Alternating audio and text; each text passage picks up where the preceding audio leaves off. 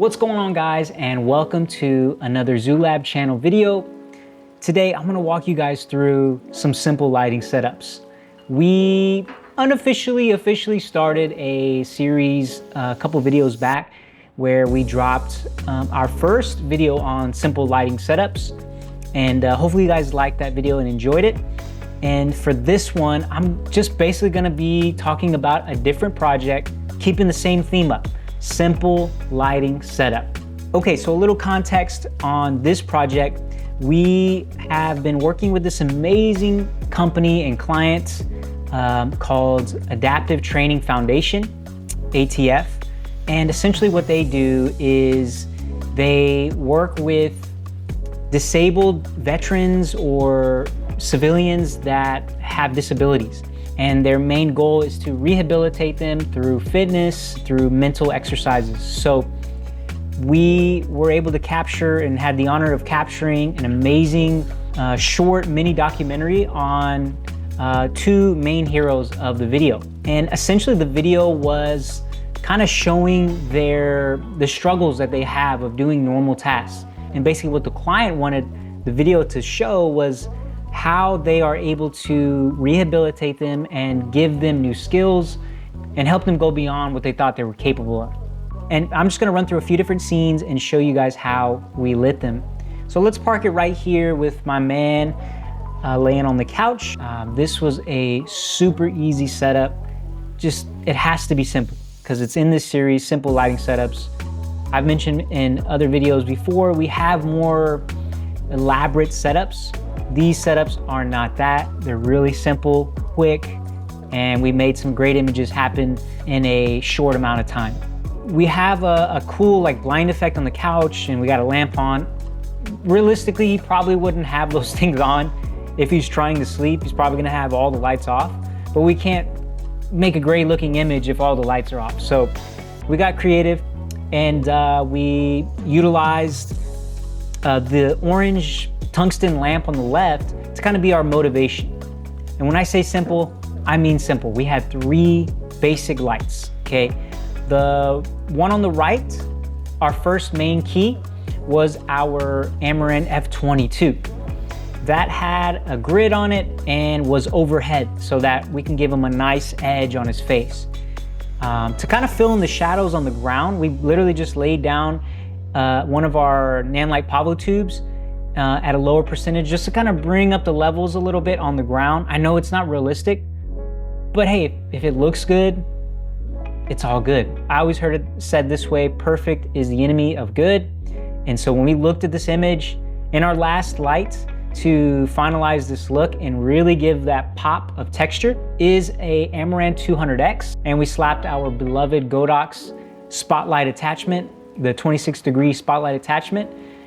To give that cool blind effect, we added the Venetian blinds gobo head inside of the spotlight head. That light was set to a warm 2700, around 2800 Kelvin, to give that nice warm vibe to match that lamp that is on the left. It does something weird with the eyes when you see a practical light like a lamp in the frame. And when you see all these other matching lights that are also the same color temperature, it almost feels like that lamp is doing all of that lighting, but we all know it's not. So, adding practical lamps like that, and when we got into the room, it didn't look like this, so we had to kind of move things around, put the lamp there, and make sure that everything was precisely placed. Okay, and so the same setup, when we come to the tighter shot of him reaching to turn off his alarm clock, basically what we did here was we just moved the spotlight wherever we needed it to. So we literally blasted him with that spotlight attachment. And now it feels like maybe, you can see it's 7 a.m. Maybe the sun is just coming through a window on the left. And so that was our whole idea, and it turned out really good. So we were just kind of moving that spotlight around. And then now whenever he bends down to tie his shoes, now you see the spotlight's on the ground. And so we're moving that thing around. You still see the theme with our Venetian blinds coming through on his hands. So we're just literally hit him with a with the spotlight attachment. We were just moving that thing around. Okay, in scene number 2, now we are in a different environment, and my man here is doing some amazing artwork. You'll see a theme throughout all of the different breakdowns. They're literally all the same. We come in and we're looking for the available light and our motivation. And our available light is the window on the right. And since it's kind of in the corner and you don't really see it too much, we are lighting from that window. A good rule of thumb is if you're shooting into windows, typically don't want to light from the window that is in frame. Usually want to use that just as a motivation and then light from inside somewhere, but in this case, since the window was kind of more to the edge of the frame, we were able to light from that window. So outside of that window, we had an 8x8 frame with a polysilk diffusion and our beloved 600D with a Fresnel lens blasting through that diffusion. That's it, that's all we had for that setup. And on the left, we took away light by using negative material. Notice how some of these are all kind of meshing together with the way we set up. There's a light and there's something that takes away light, and that's our style and that's how we like to do it. Talking about a different way we like to place a light, let's talk about a top-down light in our next scene, scene number 3. So in this one, this is an environment where the adaptive athletes go in and they do a little session of breathing. And so for this specific video, we singled out our lady here and we hung a F-22C right above her as a top-down light with the grid on so we can get more control. And we basically put neg material all around the back. So it literally feels like she's carved out from the background, like it was a green screen or something. And to add just a little bit more on the side of her face, on camera side left, we used an Amaran 200X with a parabolic softbox, also with the honeycomb grid on it to control the spill. I think that light was probably at like 10%, just to add a little kiss on the face and to bring up the ambient levels on her skin. So that was that setup. Let's move on to the next one. These are super easy. Okay, and moving on to my man here doing some boxing. This was another one of his outlets and something that made him feel like supernatural because he didn't have any hands, but when he put the boxing gloves on, it felt like he had hands, like he was fully capable of throwing strikes, hitting the bag. So he felt great doing this. So it was really cool to just get his emotion on this scene. And we wanted to be like flies on a wall, just letting him do his thing while we shot. So we didn't want lighting or, you know, moving around and adjusting our neg or whatever to affect his motion. We love having tube lights in the frame. So we set those tube lights to something around 6,000 Kelvin, really cool color temperature, and basically gaff tape that around the rack that holds weight equipment. And we put it on opposite side of camera. So we didn't put two, like we normally put two on both sides of the rack, but we put one so that we can maintain our shadow side. So we had that guy placed right next to him, giving him a nice edge of light and also giving the image an overall heightened interest and depth.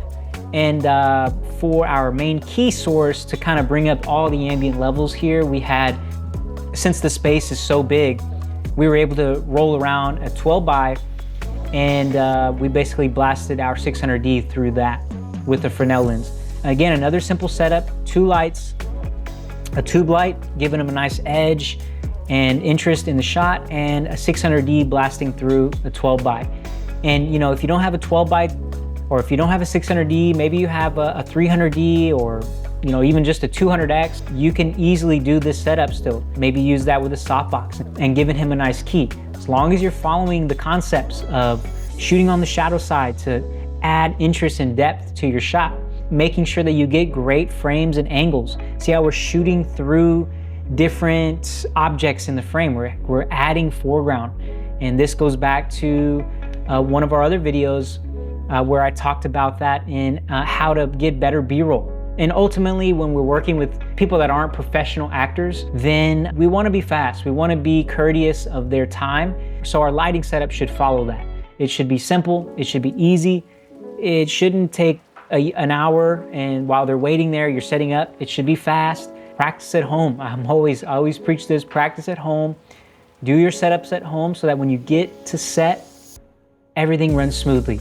Get a lighting diagram going. Make sure that you have a plan, you practice, and that way when you show up, things can move a whole lot faster. Let's move on to another scene. Let's talk about this one here. This one's really easy, where my man here is sitting on the stairs. Ooh, super moody. Love this shot. What we did here was another top down with our F22. We basically just boomed it up and over the top of them with our honeycomb grid as well to control the spill.